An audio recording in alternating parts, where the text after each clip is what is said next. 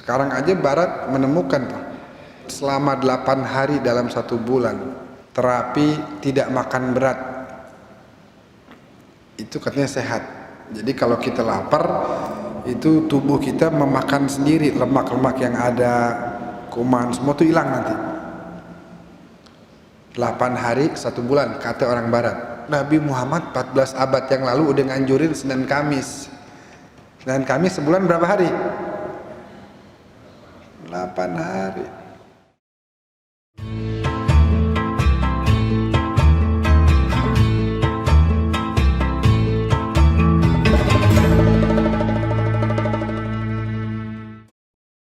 Alhamdulillah Rabbil Alamin, wa bihi nasta'in ala umuri dunya waddin, wa salatu wassalamu ala a'azzil mursalin sayyidina wa nabiyina Muhammadin wa ala alihi wa sahbihi ajma'in, amma ba'du.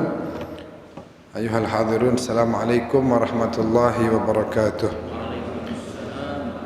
Alhamdulillah, yang kita hormati, yang kita muliakan Habib Ali Al-Haddad, Haji Mukhtar, serta seluruh bapak-bapak dan ibu-ibu serta anak remaja yang hadir pada kesempatan pagi yang penuh barakah ini.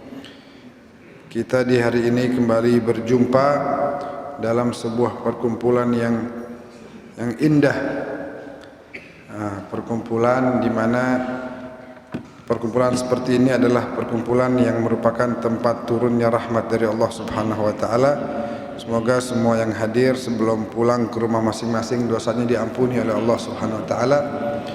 Insyaallah kita yang punya hajat, berkah majelis, berkah salawat, berkah masjid rumah Allah, mudah-mudahan hajat tersebut dikabulkan oleh Allah Subhanahu wa taala. Yang punya penyakit, penyakit yang zahir maupun yang batin, insyaallah disembuhkan oleh Allah Subhanahu wa taala. Amin ya rabbal alamin. Kemarin umat Islam merayakan pada tanggal 27 Rajab, merayakan Yaum Al-Isra wal Mi'raj, di mana Allah Subhanahu wa taala berfirman dalam ayatnya yang kita semua dah hafal. A'udzubillahi minasyaitonir rajim. Subhanalladzi asra bi'abdihi lailan minal masjidil haram ilal masjidil aqsa alladzi barakna haulahu, sampai akhir ayat.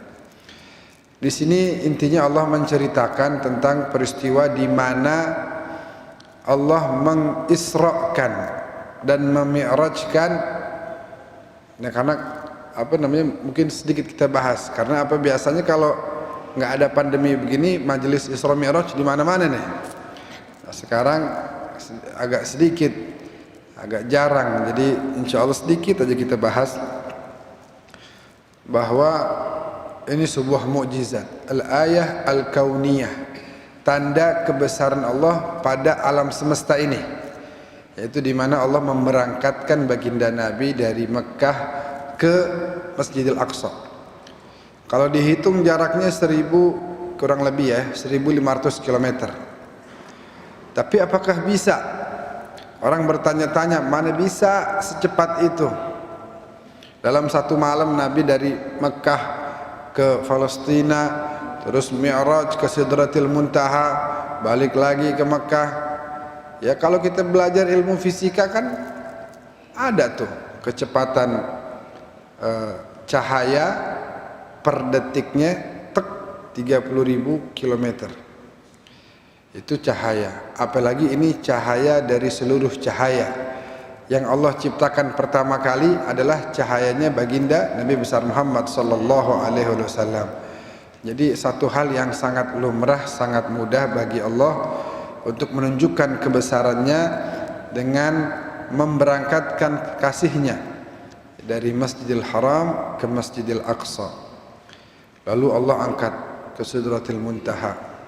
Ini kisah ma'ruf di mana banyak ceritanya, perintah salat, ada fadilah salawat di situ. Ada fadilah salawat yang begitu sering dipaparkan oleh para mubalighin. Mungkin hadirin semua sudah pernah tahu.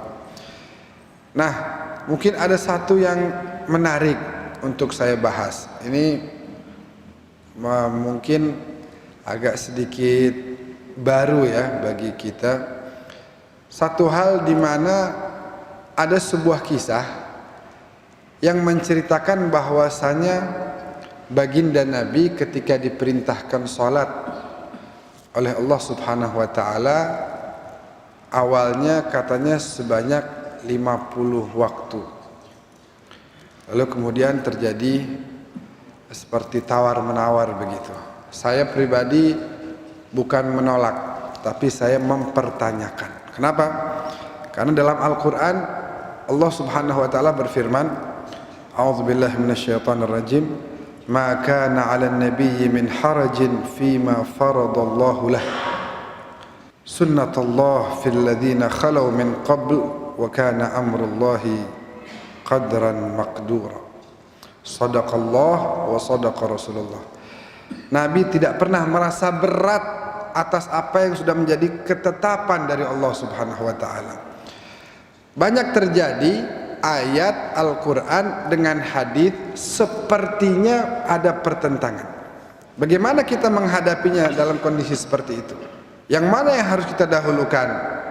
Nah, para ulama, baik ahli tafsir, para mufassirin dan juga ahli hadis, mereka mengatakan jika seandainya ada hadis yang kemudian maknanya bertolak belakang dengan ayat Al-Quran, maka hendaknya hadis tersebut harus ditakwilkan sehingga tidak bertolak belakang dengan Al-Quran. Banyak contohnya. Contoh misalnya, ada hadis mengatakan ketika seseorang datang kepada Nabi mempertanyakan, bagaimana kondisi ayahku sekarang? Nabi mengatakan, abuka finnar, ayahmu di neraka. Lalu orang tersebut seperti marah. Nabi bilang, gak usah marah, karena ayahku dan ayahmu sama-sama di neraka.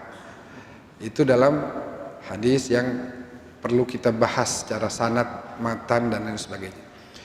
Tapi kalau kita perhatikan, ada ayat-ayat Al-Quran yang mensucikan Nabi dari hal-hal yang seperti itu. Ada ayat-ayat Al-Quran yang menyatakan bahwasanya Nabi itu berpindah dari sulbi ahli ibadah menuju kepada rahim ahli ibadah dari mulai Adam sampai Sayyidina Abdullah. Allah jaga betul ini cahaya. Nggak akan pernah Allah titipkan cahaya yang paling dicintainya kepada sulbi orang yang menyembah kepada Lata dan Uzza. Nggak pernah mungkin Allah menitipkan cahaya yang Allah cintai ini ke rahim penyembah al-jibti wa taghut dan lain sebagainya. Nggak mungkin. Apakah tidak ada lagi yang lain yang bisa dititipkan cahaya yang paling Allah cintai ini? Itu secara akal. Dan secara dalil naklinya juga ada, di mana misalnya Allah Subhanahu wa taala berfirman, wa a'udzubillahi minasyaitonirrajim wa taqallubuka fis sajidin. Perpindahanmu wahai Nabi itu fis sajidin, kata Allah. Ahli sujud semuanya, ahli ibadah semuanya, orang-orang beriman semuanya.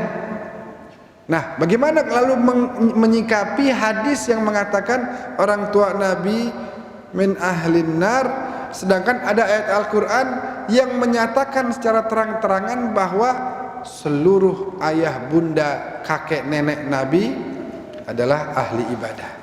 Nah, untuk menafsirkan atau menjelaskan hadis yang seperti itu, maka harus ditakwil sedemikian rupa sehingga tidak menyalahi ayat Al-Quran. Karena ayat Al-Quran muqaddam, diutamakan. Termasuk juga tadi masalah di mana Nabi menawar perintah Allah.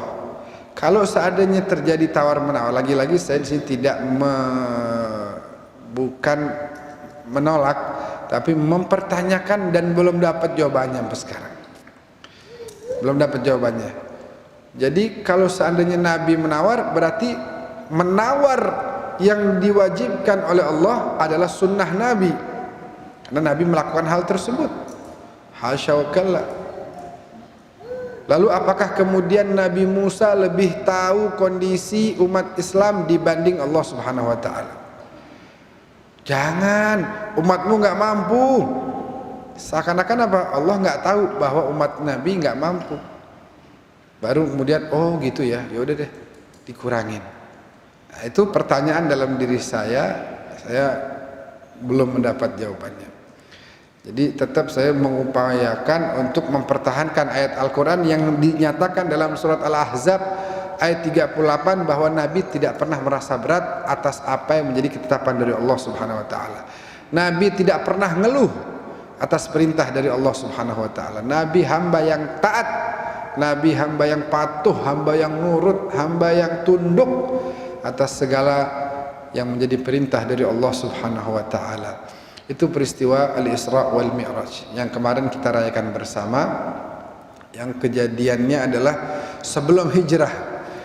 Kapan Isra Mi'raj terjadi? Sebelum hijrah Nabi dari Mekah ke Madinah. Artinya waktu itu masih tinggal di Mekah, tahun Hijriah belum ada, dan sebagian besar para ulama menyatakan bahwa yang paling kuat kejadian Isra wal Mi'raj adalah tahun ke-12 setelah risalah baginda Nabi. Nabi dakwah tahun umur 40, umur 52 lah kemudian terjadi peristiwa Al-Isra wal Mi'raj yang merupakan tanda-tanda kebesaran Allah yang Allah tunjukkan kepada kita sebagai umatnya baginda Rasulullah sallallahu alaihi wasallam. Bulan Rajab ini bulan yang mulia. Sampai orang jahiliyah dulu, kaum jahiliyah memuliakan bulan ini. Ada satu orang kisahnya, dia melihat orang yang merupakan pembunuh ayahnya. Dia cari-cari nih yang bunuh ayahnya. Ini kejadiannya zaman jahiliyah sebelum Islam. Dia ketemu akhirnya. Karena ketemu di bulan Rajab, gak jadi dia mau bunuh tuh orang. Dia bilang, untung kamu ketemu saya di bulan Rajab, kalau enggak bisa saya bunuh kamu. Kenapa? Karena bulan Rajab dimuliakan bahkan sebelum Islam. Kan ada ayat di ayat Al-Quran, mungkin tidak dijelaskan apa, tapi ayat Al-Quran mengatakan bahwa sesungguhnya jumlah bulan di sisi Allah ada 12, dan dari 12 itu ada 4 bulan Ashhurul Hurum, ada bulan yang mulia. Apa aja bulan mulia tersebut? 3 yang berurutan, yaitu Dzulqa'dah, Dzulhijjah, Muharram, lalu kemudian ya satu yang sendirian bulan Rajab. Orang jahiliyah aja menghormati bulan-bulan tersebut, nggak mau bunuh pembunuh ayahnya. Kira-kira gimana kalau ada orang yang membunuh di bulan 4 tersebut? Kira-kira gimana kalau ada orang yang membunuh di bulan salah satu dari 4 bulan yang dimuliakan oleh Allah tersebut? Oh, sungguh sangat agung dan besar dosa yang dimiliki orang tersebut. Lalu kemudian bulan Sya'ban. Kita besok masuk ke bulan Sya'ban. Maka hendaknya kita harus memperhatikan. Bulan Sya'ban ini banyak orang lupa, banyak orang lalai. Siapa yang ngomong? Nabi sendiri yang ngomong. Kata Nabi, banyak orang lalai di bulan Sya'ban. Rajab semangat, Sya'ban lalai, nanti Ramadan semangat lagi. Nabi sendiri yang ngomong. Nanti kita bahas hadisnya. Nah, sebelum masuk ke situ, kita bahas juga bahwa di bulan Sya'ban ini terjadi juga mukjizat-mukjizat yang juga amat sangat agung dalam Islam. Misalnya apa? Terjadi terbelahnya bulan. Iqtarabatis sa'atu wan syaqqal qamar. Semakin dekat hari kiamat dan terbelahnya bulan. Kapan terjadi? Di bulan Sya'ban. Lalu juga terjadi peristiwa yang ada kaitannya juga dengan Masjidil Haram dan dengan Masjidil Aqsa. Apa itu? Tahwilul qiblah. Dipindahkannya kiblat umat Islam. Umat Islam pertama hijrah ke Madinah, sholat itu masih menghadap ke arah Masjidil Aqsa. Kenapa? Karena Allah ingin mengatakan kepada Yahudi di Madinah, tuh lihat, Muhammad sama kayak Musa, ajarannya sama, kamu harus beriman juga sama dia. berjalan sebulan, 2 bulan. Nabi hijrah ya, kemudian sekian tahun kedua dari hijrahnya Nabi, kira-kira ada yang mengatakan 16 bulan, 17 bulan, 18 bulan, salah satu dari 3 ini. Yang pasti di bulan Sya'ban. Kemudian terjadilah dipindahkannya kiblat. Setelah melihat orang Yahudi ini udah ditunjukin sama Allah bahwa nih Nabi Muhammad nih yang saya utus nggak ada bedanya sama Nabi Musa, tetap menjadikan Masjidil Aqsa sebagai kiblatnya. Ternyata bukannya ikut, malah ngenyek. Tahu ngenyek ya? Ya Muhammad nggak punya apa-apa, kiblatnya aja pakai kiblat kita. Ini ajaran apa nih? Jangan-jangan niru doang kali ini. Akhirnya di sebuah masjid di Madinatul Munawwarah, Nabi lagi sholat zuhur, kepalanya seperti melihat ke arah langit, tunduk lagi, melihat lagi ke arah langit. Turunlah wahyu di mana Allah Subhanahu wa taala berfirman, qad nara taqalluba wajhika fis sama' walanuwalliyannaka qiblatan tardaha fawalli wajhaka syatral masjidil haram. Kami telah melihat pandanganmu mengarah ke arah langit, maka kami akan pindahkan kiblat ke arah yang engkau ridhoi wahai Nabi. Maka hadapkanlah pandanganmu ke arah Masjidil Haram. Jadi waktu sholat zuhur ada masjid namanya di Madinah Masjid Qiblatain, masjid 2 kiblat, karena turunnya nih ayat di situ. Di bulan Sya'ban Allah memindahkan kiblat dari Masjidil Aqsa ke arah Masjidil Haram, Masjid Qiblatain.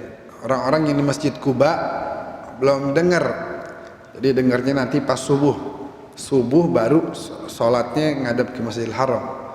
Tapi waktu turunnya ayat itu mereka belum dengar, maka sholat asarnya, maghribnya, isya'nya masih ngadep Masjidil Aqsa, baru subuhnya ke arah Masjidil Haram.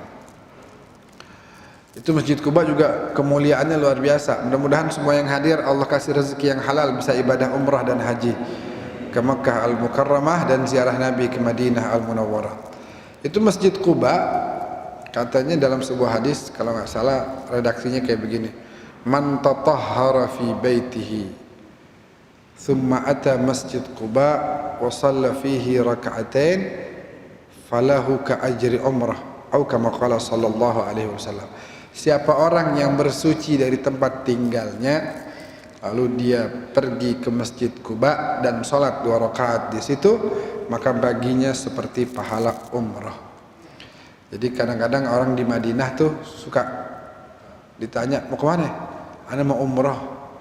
Kok nggak bawa kain ihram Masjid Kuba, sholat 2 rakaat? Masya Allah. Jadi luar biasa Allah memberikan kemudahan.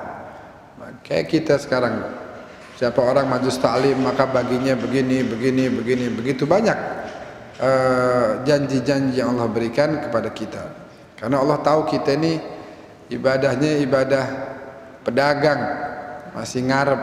Ada orang yang ibadahnya ilahi ridhaka matlubi, ya Allah kita hanya mau ridhomu aja, nggak pengen yang lain. Ada orang yang kayak gitu, mungkin Masya Allah Habib Ali. Kalau saya masih hitung-hitungan nih, kalau saya ibadah ini dapatnya apa nih? Oh pahalanya begini, wah ayo deh, gitu. Kalau kita belum bisa niru Habib Ali, ya mengharapnya hanya ridho dari Allah Subhanahu Wa Taala. Itu terjadi kapan? Di bulan Sya'ban.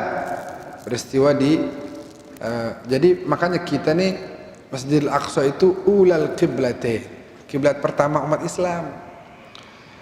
Jadi kita harus perhatikan juga, ingat-ingat juga, doain juga, apalagi masih terjajah sampai sekarang oleh kaum Zionis Israel. Mudah-mudahan Allah hancurkan Zionisme Israel dan Amerika. Taib hadirin yang dimuliakan oleh Allah, terkait dengan kemuliaan bulan Sya'ban ini, ada sebuah hadis yang diriwayatkan oleh seorang yang bernama Usamah bin Zaid. Usamah itu artinya singa. Usamah bin Zaid, ayahnya Zaid bin Harithah. Siapa Zaid bin Harithah? Anak angkatnya baginda Nabi. Sampai orang julukin Zaid bin Muhammad. Orang-orang tuh ngelihat saking dekatnya Nabi sama Zaid, dibilang Zaid bin Muhammad. Turunlah ayat, maka na Muhammadun aba ahadin min rijalikum walakin Rasulullah wa khataman nabiyyin. Zaid bin Harithah ini nikah sama seorang wanita namanya Zainab binti Jahsy. Lalu kemudian pisah. Nah, setelah pisah, masa iddah selesai, orang jahiliyah menilai bahwa mantan istri anak angkat juga nggak boleh dinikahin. Ternyata dalam Islam boleh. Mantan istri, kalau ini anak kita nih, anak kandung punya istri, cerai, nggak boleh kita nikahin. Mantu, nggak boleh, pun dicerai sama kita. Tapi kalau anak angkat, ya diperbolehkan. Buktinya Nabi menikahi Zainab binti Jahsy. Lalu kemudian setelah itu Zaid ini menikah lagi sama seorang budaknya Abdul Muttalib, namanya Ummu Aiman. Nah, Ummu Aiman ini kemudian melahirkan seorang anak dari Zaid namanya Usamah. Jadi Usamah ini cucu angkatnya Nabi. Kalau Zaid abahnya anak angkat, berarti anaknya si Usamah cucu angkat. Oh, kemuliaannya luar biasa nih Usamah. Seorang pemuda yang luar biasa. Lahir itu 7 tahun sebelum hijrah Nabi. Jadi di akhir tahun ketika Nabi wafat, umurnya Usamah 18 tahun. Beberapa hari sebelum Nabi wafat, Nabi mempersiapkan suatu buah kelompok pasukan untuk perang bersama bangsa Romawi saat itu. Siapa yang Nabi pilih menjadi pimpinan perang? Usamah bin Zaid. Umurnya berapa? Belum genap 18 tahun. Usamah bin Zaid, pemuda yang tangkas, pemuda yang hebat. Ya, dia sering banggain tuh, dia bilang Nabi suka dudukin saya di paha beliau katanya. Karena ya cucu angkat begitu. Al-muhim, Usamah ini pernah meriwayatkan sebuah hadis tentang kemuliaan bulan Sya'ban. Apa? Usamah tanya sama Nabi, ya Rasulullah, lam araka tasumu syahrin minasyuhur ma tasumuhu fi syahri Sya'ban. Saya belum pernah melihat kamu puasa begitu banyak seperti kamu puasa di bulan Sya'ban. Ini lebih dari bulan-bulan yang lain, tentu selain Ramadan. Lebih dari bulan-bulan yang lain. Nah, apa jawabnya Nabi? Nabi jawab gimana?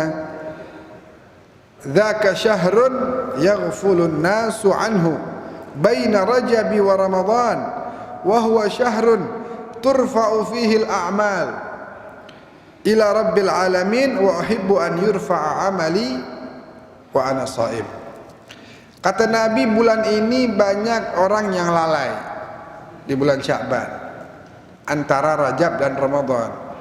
Padahal Nabi bilang di bulan inilah Allah mengangkat amal seluruh makhluknya. Dan aku mengharap, aku mau ketika diangkat amalku, aku dalam keadaan berpuasa. Kata Nabi begitu. Makanya beliau mengisi bulan Sya'ban dengan banyak berpuasa. Jadi karena apa? Bulan Sya'ban banyak orang lalai. Kalau kita mengerjakan sesuatu yang banyak orang lalai mengerjakan sesuatu tersebut, itu istimewa. Beda halnya misalnya Ramadan taraweh, ya semua di mana-mana pada taraweh. Tapi ada nggak yang tahajud? Ini tahajud jarang nih, orang banyak lalai. Makanya Nabi bilang antusolli wan nasu niyam. Kamu sholat ketika orang-orang pada tidur. Nabi tahu banyak orang pada tidur. Banyak orang lalai mengerjakan ibadah ini. Makanya orang yang ngerjainnya istimewa. Begitu juga bulan Syaban. Banyak orang lalai nih. Kalau Rajab pada semangat dah. Masya Allah. Tapi di bulan Syaban banyak orang lalai. Ntar dah, nunggu Ramadan aja sekalian. Kan kemarin udah bulan Rajab. Begitu. Padahal di bulan Syaban begitu banyak kemuliaan yang Allah berikan kepada para hamba-hambanya. Jadi di bulan Syaban ini Allah angkat amal-amal kita. Itu dalam sebuah kitab Fathul Bari. Fathul Bari ada dua, ada Ibnu Hajar, ada Ibnu Rajab Al-Hambali. Dia bilang bahwa amalan itu naik diangkat 3 waktu. Ada yang harian, ada yang mingguan, ada yang tahunan. Harian kapan? Habis asar. Tiap habis asar, makanya sangat diutamakan sholat asar berjamaah. Jadi ketika diangkat, Allah kemudian bertanya kepada malaikatnya, pada posisi apa saat engkau hambaku pada saat kau ambil angkat amal ibadahnya pada saat sedang sholat asar berjamaah ya Allah. Ketika Allah bertanya bukan berarti Allah nggak tahu ya, kan sering tuh Allah tanya tuh. Bukan berarti nggak tahu. Ketika seorang dosen bertanya kepada muridnya, bukan berarti dosennya nggak tahu, tapi itu untuk justru menjadikan pendengar itu semakin memperhatikan. Ada sifatnya penjelasan, ada ini nggak dipancing dulu pertanyaan sehingga orang makin fokus. Tahukah kamu wahai mahasiswa siapa yang begini begini begini? Itu orang akan makin fokus dibanding si dosen menjelaskan yang begini begini adalah si fulan fulan. Beda. Jadi begitu. Ada yang mingguan, kapan? Di malam Jumat. Di malam Jumat. Ya, yang tahunan ini di bulan Sya'ban. Jadi amalan dari mulai Ramadan sampai di bulan Rajab itu dilaporkan di bulan Sya'ban. Nah, ketika dilaporkan dalam keadaan di mana Allah sayang dan cinta kepada hambanya tersebut, maka besar kemungkinan kesalahan-kesalahan yang ada akan dimaafkan. Ini yang tahunan ini kamu angkat amalan ibadahnya, dia lagi ngapain? Dia lagi puasa ya Allah. Dia lagi tahan lapar. Dia lagi tahan haus padahal bukan wajib bagi dia. Dia lagi tahan pandangannya. Dia lagi tahan pikirannya. Gak pikir yang macam-macam. Lah kemudian dengan melihat ya Allah bertanya kemudian, kenapa dia begitu? Apakah dia pernah lihat surgaku? Tidak ya Allah. Apakah dia pernah melihat dan merasakan pedihnya azab neraka? Tidak ya Allah. Apakah dia pernah melihatku? Tidak ya Allah. Nah, yang demikian berarti dia telah menyampai makam namanya al-ihsan. Makam al-ihsan. Jadi hendaknya kita berharap amalan ibadah kita diangkat nanti oleh malaikat dalam keadaan kita sedang berpuasa. Ini anjuran dari baginda Nabi sallallahu alaihi wasallam. Baik. Sekarang malam nisfu Sya'ban. Nanti di bulan Sya'ban ada satu malam namanya malam nisfu Sya'ban. Kapan itu? Di tanggal 14 Sya'ban habis maghrib. Jadi kalau hari hitungan Syamsiyah ini kan pindah harinya jam 12 malam. Kalau Qamariyah ini pindah harinya habis maghrib, ketika bulan mulai terbit. Matahari mulai terbenam, bulan mulai terbit, itu pindah hari. Nah, itu namanya malam nisfu Sya'ban. Banyak nggak amalan yang bisa dikerjakan? Banyak banget. Banyak banget. Tapi ketahuilah bahwasanya dalam hadis Nabi tidak pernah memerintahkan kerjakanlah A, kerjakanlah B. Jadi kalau ada orang tanya, saya ngapain nih di malam nisfu Sya'ban? Ya ibadah yang banyak. Ya ngapain? Ibadah yang banyak. Karena kan orang kalau nanya begitu dijawab seperti itu kurang puas. Ya ngapain dong? Nah, akhirnya ulama berijtihad, mencari tahu apa kira-kira yang terbaik yang dijalankan atau dibaca di malam nisfu Sya'ban. Ada kalau di sini apa? Baca apa?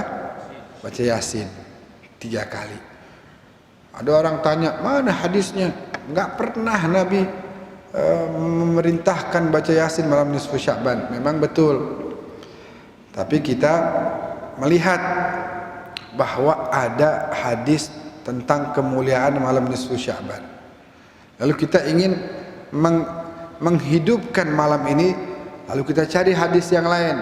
Ternyata ada, misalnya man qara'a Yasin fi lailatin asbaha maghfuran. Siapa orang baca Yasin pada satu malam, maka pada pagi harinya kondisinya dia telah diampuni dosa-dosanya oleh Allah Subhanahu wa taala. Malam nisfu Sya'ban banyak riwayat kemuliaan. Misalnya yang diriwayatkan oleh Ibnu Hibban dari seorang sahabat Mu'adz bin Jabal, di mana Nabi bersabda, yattali'u Allahu fi lailatin nisf min Sya'ban ila jami'i khalqihi, atau yattali'u Allah ala jami'i khalqihi fi lailatin nisf min Sya'ban fayaghfiru li jami'i khalqihi illa li musyrikin aw musyahin. Kurang lebih begitu hadis.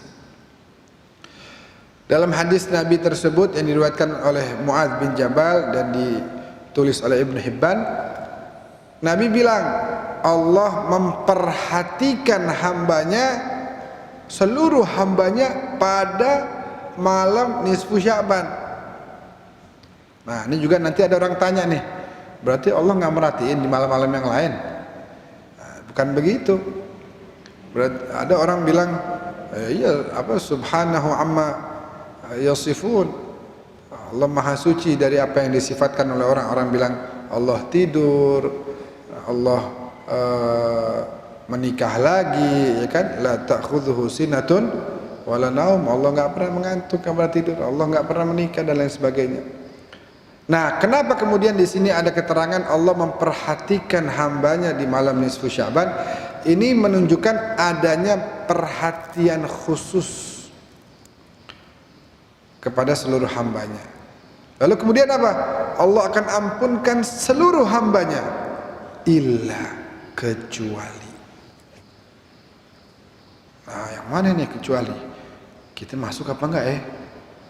Yang pertama adalah illa limusyrikin. Allah enggak akan ampunin orang-orang yang masih menduakan Allah, masih menuhankan selain Allah. Ini enggak dapat ampunan dari Allah. Atau musyahin, orang yang masih menanam dengki, tetangga buat salah sampai berbulan-bulan gak ada yang ngomong, padahal Nabi udah bilangin gak boleh ribut lebih dari 3 hari. Gak boleh 3 hari maafin. Kenapa? Karena kalau kita masih memendam dendam tersebut, memendam benci tersebut, hati-hati kita gak dapat ampunan dari Allah. Orang yang merugi itu adalah orang yang ketika ampunan diturunkan begitu banyak, dia nggak dapat. Ibaratnya hujan deras, lahan kita kekeringan. Yang lain subur karena hujan deras, kita punya lahan kekeringan. Itu rugi banget. Ampunan Allah turunkan, Allah menyatakan, dan Allah tidak pernah melanggar janjinya. Allah ampunin semua hambanya kecuali musyrik dan musyahin. Nah, ayo, siapa yang masih ribut sama saudaranya, sama tetangganya, mumpung masih ada waktu? Ya justru sebenarnya bukan hanya menjelang nisfu Sya'ban, sepanjang hidup kita harus bisa memaafkan kepada yang berbuat salah kepada kita, menunjukkan akhlak etika yang baik di hadapan mereka, supaya mereka kemudian termotivasi untuk juga mengikuti akhlak-akhlak yang diajarkan oleh baginda Nabi. Terus apa? Pernah di malam nisfu Sya'ban, waktu itu Nabi bersama salah satu istri beliau, Siti Aisyah, ketika bangun di tengah-tengah malam hari, dilihat Nabi nggak ada. Ternyata Nabi ke Baqi lagi ziarah. Kenapa? Karena Nabi lagi mintain ampunan buat ahli Baqi. Karena tadi Allah menurunkan ampunannya kepada semuanya. Kita kan juga biasa tuh. Itu kan berarti kan 2 minggu sebelum Ramadan. Kita di sini juga biasa tuh ya. Kalau belum Ramadan, yuk sebelum puasa yuk kita, apa istilahnya tuh? Ziarah ya? Ziarah. Ternyata Nabi lakukan 2 minggu sebelum Ramadan, Nabi ziarah ke ahli Baqi. Di situ ada putra beliau, Sayyidina Ibrahim, ada banyak keluarga dan para sahabat yang dikuburkan di Baqi. Itu Nabi berdoa bagi orang-orang yang dikubur di Baqi saat itu. Naam. Ada lagi sebuah riwayat misalnya, innallaha azza wa jal yanzilu lailatan nisf min Sya'ban ila sama'id dunya fayaghfiru li aktsara min adadi sya'ri ghanami kalb. Sungguhnya Allah turun di malam nisfu Sya'ban, turun dengan rahmatnya, maha suci Allah daripada Allah ghaniyun anil makani waz zaman, enggak perlu tempat, enggak perlu waktu, tapi turun rahmatnya di sini. Dan dalam hadis tadi disebutkan malam nisfu Sya'ban Allah memberikan ampunannya lebih banyak dari jumlah bulu kambingnya suku Kalb. Jadi ada satu suku namanya suku Kalb.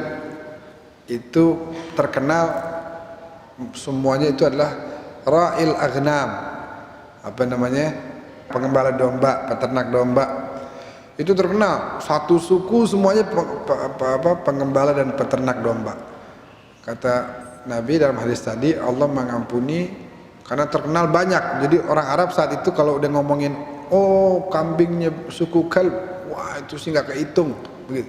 Nah, Nabi menyontohkan kepada mereka untuk supaya mereka faham betapa banyaknya ampunan yang Allah berikan, bahwa Nabi bilang lebih banyak dari jumlah bulu kambing yang dimiliki oleh seluruh suku Kalb. Itu salah satu kemuliaan juga. Baik. Kemudian puasa di malam nisfu Sya'ban. Puasa di hari 15 Sya'ban. Ada orang yang enggak mau ngerjain. Enggak ada riwayatnya, padahal sebenarnya riwayat tentang fadilah ya walaupun dhaif, kalau para ulama mengatakan maka dianjurkan tetap untuk diamalkan. Ada orang mengatakan enggak ada, ngapain kita puasa nisfu Sya'ban? Baik, kalau ente enggak mau puasa nisfu Sya'ban tanggal 15, ente puasa ayyamul bid. Kan dianjurkan dalam Islam puasa tiap bulannya tanggal 13, 14, 15. Jangan ribut dah. Kalau enggak pengen puasa 15 Sya'ban, ya puasa ayyamul bid. Jadi sama-sama puasa. Ente mungkin lebih percaya ayyamul bid, enggak apa-apa kita mengamalkan yang nisfu Sya'ban. Tapi ada juga biasanya nih suka diancam dengan sebuah hadis begini. Idzan tasafa Sya'ban fala tasumu. Ada hadis begitu. Kalau udah masuk pertengahan Sya'ban jangan puasa. Ada hadisnya memang. Jadi ada orang yang puasa tuh udah masuk tanggal 16 atau tanggal 17 dia puasa. Tiba-tiba dibilangin sama ustadznya, tak boleh. Nabi udah bilang kalau udah masuk pertengahan Sya'ban jangan puasa. Sebenarnya ini ada penjelasannya. Jangan puasa bagi yang baru mau memulai puasa sunnah setelah 15 Sya'ban. Jadi masuk 16 Sya'ban nih, ente belum pernah puasa sunnah di bulan Sya'ban, maka dilarang. Jadi kalau ada yang bilang nggak boleh puasa, itu buat ente kan nggak pernah puasa. Kalau ane sudah puasa dari kemarin, misalnya begitu, ane udah puasa, ane udah, wah jangan gitu juga, jadi riya nanti. Intinya apa? Intinya boleh dalam dua kondisi. Puasa setelah hari ke-15, yaitu 16 sampai akhir Sya'ban, diperbolehkan dalam dua kondisi. Kalau kita sudah memulai puasa sunnah dari sebelumnya, atau kita belum memulai puasa sunnah tapi kita niatnya bukan puasa sunnah tapi puasa qadha. Ada yang Ramadan kemarinnya batal, lalu kemudian udah masuk 20 Sya'ban baru keingetan, ya Allah belum diganti, 10 hari lagi udah masuk Ramadan. Maka dia boleh puasa qadha Ramadan. Ibu-ibu yang tahun kemarin ada yang haid atau ada yang hamil atau ada yang nyusuin, ya, sehingga dia tidak bisa puasa, wajib untuk diganti. Ada orang bilang, pernah kita ketemu orang, rupanya kan kita sering bilang ibu-ibu, nggak taunya bapak-bapak ada satu dari mulai balik sampai umur 30 lebih nggak puasa-puasa. Pas dibilangin harus diganti, dikotok semuanya diganti. Udah dah, kan udah lewat, saya udah sholat tobat 2 rakaat, enak aja. Nggak cukup. Wah, Islam berat banget. Bukan berat. Islam ingin Anda sehat, wahai bapak. Sekarang aja Barat menemukan, kalau kita selama 8 hari dalam 1 bulan bisa, itu dia bilang, terapi fasting, kurang lebih begitu dah. Terapi tidak makan berat, itu katanya sehat. Jadi kalau kita lapar, itu tubuh kita memakan sendiri lemak-lemak yang ada, kuman, semua itu hilang nanti. 8 hari 1 bulan kata orang Barat. Nabi Muhammad 14 abad yang lalu udah nganjurin Senin Kamis. Senin Kamis sebulan berapa hari? 8 hari. Itu hebatnya baginda Nabi Sallallahu Alaihi Wasallam. Nah, jadi bulan Sya'ban banyak sekali amalannya. Nah, puasa juga dianjurkan dari awal Sya'ban. Nah, kemudian ya, jadi yang tadi untuk mendapatkan ampunan dari Allah tidak boleh musyrik, tidak boleh musyahin. Tidak boleh musyrik kepada Allah, tidak boleh dengki kepada manusia. Artinya hablum minallah dan hablum minannasnya harus dijaga. Terakhir mungkin kita bahas, nanti kalau udah masuk Ramadan selalu terjadi perdebatan antara sholat 11 rakaat dan 23 rakaat. Katanya kalau lebih dari 11 apa? Bid'ah. Ya, padahal terjadi di zaman Nabi seseorang sahabat sholat dari Isya sampai subuh. Kemudian orang yang melihat bilang sama Nabi, ya Rasulullah, fulan sholat dari Isya sampai subuh. Kan kamu nggak pernah mengajarkan begini ya Rasulullah. Dan yang dia baca, ini kata si orang ini, yang dia baca surat Al-Ikhlas. Kalau yang dia baca misalnya rakaat pertama Al-Baqarah, rakaat kedua Ali Imran, An-Nisa, itu mungkin cuma berapa rakaat doang.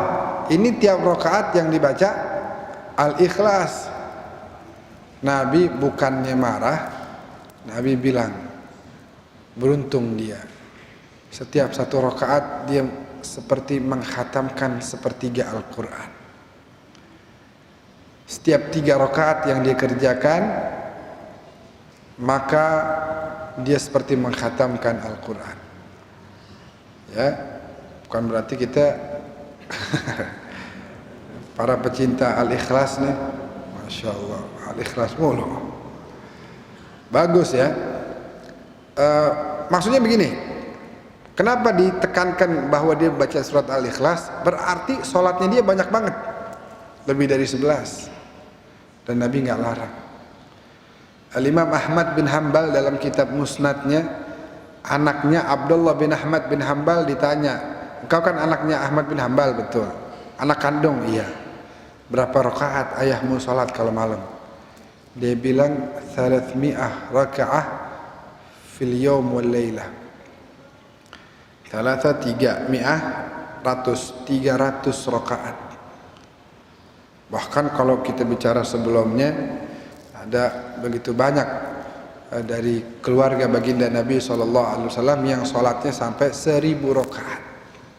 Bukan cerita dongeng, bukan, beneran 1000 tiap hari. Imam Ahmad bin Hanbal 300. Jadi kalau ada yang bilang sholat dari 11 itu tidak boleh, maka satu hal yang tidak bisa diterima. Karena apa? Para sahabat di zaman Nabi sudah mengerjakan sholat yang jumlahnya begitu banyak. Imam Ahmad bin Hanbal mengerjakan 300 rakaat tiap malam. Begitu. Jadi tidak perlu diperdebatkan gitu. Masalahnya ada yang masih mencoba berdebat untuk hal ini. Harusnya masing-masing aja. Kalau memang dia mau 11 rakaat, ya udah, habis dia ini rapi udah keluar, yang lain lanjutin. Mau lebih dari itu boleh, tambah sholat tahajud malamnya, wah lebih keren lagi. Lebih keren lagi.